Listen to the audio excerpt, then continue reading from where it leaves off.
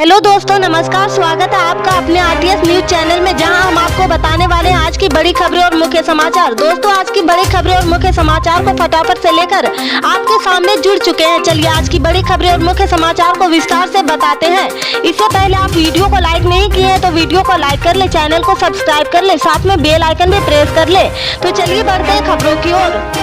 आपको बता दें कि गुजरात में गुरुवार को पहले चरण का मतदान होगा। यह मतदान 2017 के चुनाव से कई मायने में सबसे अलग है।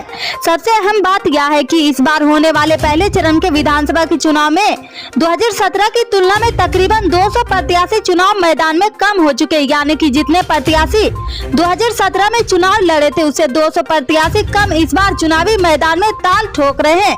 इसके अलावा इस बार गुजरात में चले आंदोलन का असर भी कम है। तीसरी और सबसे अहम बात यह है कि इस बार गुजरात में दो सबसे प्रमुख राजनीतिक दल भाजपा और कांग्रेस के अलावा इस बार आम आदमी पार्टी भी चुनावी मैदान में डटी हुई है। राजनीतिक विश्लेषक का कहना है कि गुजरात की सत्ता का रास्ता सौराष्ट्र के राजनीतिक गलियारों से होकर ही गुजरता है, इसलिए सभी राजनीतिक दलों ने यहाँ पर न सिर्फ जमकर मेहनत की है बल्कि चुनावी लिहाज से जीत हासिल करने के लिए सियासत की बिसात पर सभी राजनीतिक मोहरे सजा दिए हैं।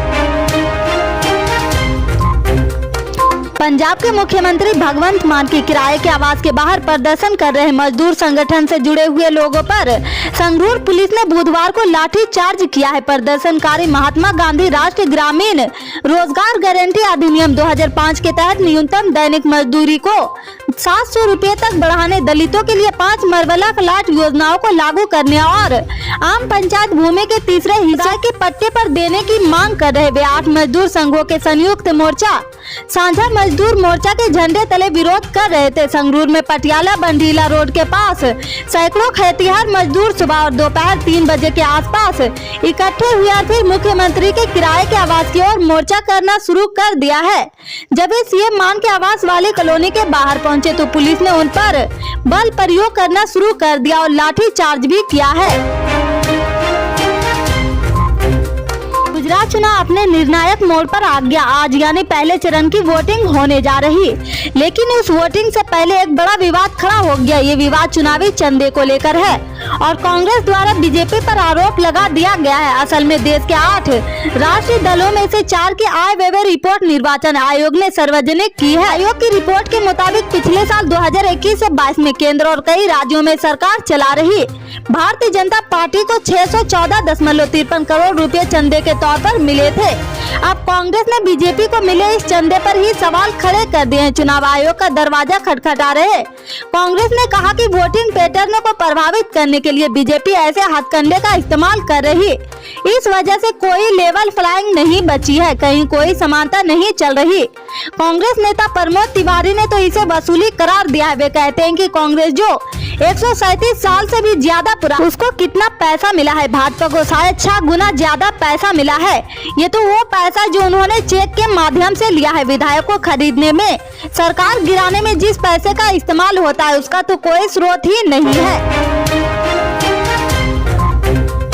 सरदा हत्याकांड के आरोपी आफ्ताब का पॉलीग्राफ टेस्ट पूरा हो चुका, अब उसके नार्को टेस्ट की तैयारी हो रही। गुरुवार सुबह 10 बजे के करीब उसका नार्को टेस्ट होना है, इसके लिए तैयारियां चल रही है। आफ्ताब की सुरक्षा को लेकर भी पुलिस अलर्ट है क्योंकि उस पर एक बार हमला हो चुका है। तिहाड़ जेल के सूत्रों से मिली जानकारी के मुताबिक अब 1 दिसंबर को आफ्ताब का सुबह मेडिकल टेस्ट होगा। इसके बाद तिहाड़ जेल से दिल्ली पुलिस की तीसरी बटालियन आफ्ताब को सुबह तकरीबन 7:30 बजे अंबेडकर अस्पताल लेकर जाएगी। हॉस्पिटल से ले जाते वक्त आफ्ताब की सुरक्षा के पुख्ता इंतजाम किए गए हैं। अंबेडकर अस्पताल के बाहर भी दिल्ली पुलिस की भारी भरकम टीम मौजूद रहेगी क्योंकि बीते दिनों जिस पुलिस वाहन में आफ्ताब को लेकर जाया जा रहा था उस पर हमला हुआ था।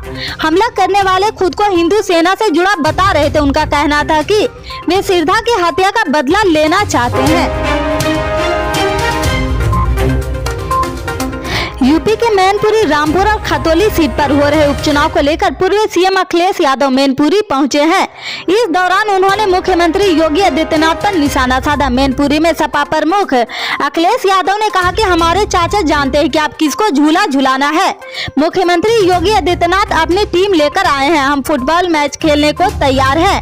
हम जानते हैं कि सीएम योगी क्रिकेट कैसे खेलते हैं। अखिलेश यादव ने आगे कहा कि जब हम दूर थे तो बीजेपी वाले कहते थे कि देखिए परिवार को साथ नहीं रखते, आप जब साथ आए तो बीजेपी कह रही कि परिवारवाद कर रहे। चाचा ने नेताजी से सीखा है, झूले पर नौसिखा लेकर चलते हैं तो उसकी हालत कैसी हो जाती है। हमारे चाचा जानते हैं कि कब किसको झूला झुलाना है। सीएम योगी आदित्यनाथ अपनी टीम को लेकर आए, हम फुटबॉल मैच खेलने को तैयार हैं। बिहार के उप मुख्यमंत्री तेजस्वी यादव ने कहा कि 5 दिसंबर को उनके पिता लालू प्रसाद यादव का ऑपरेशन होगा।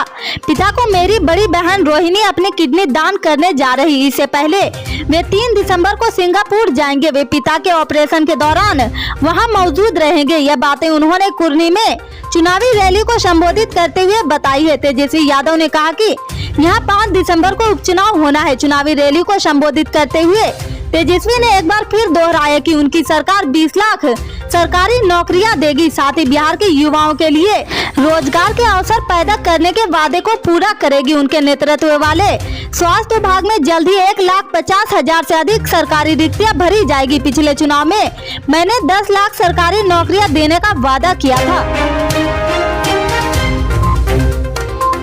उत्तर भारत में सर्दी का सितम शुरू हो गया, जबकि दक्षिण के राज्यों में बारिश की वजह से अभी लोगों को परेशानी का सामना करना पड़ रहा।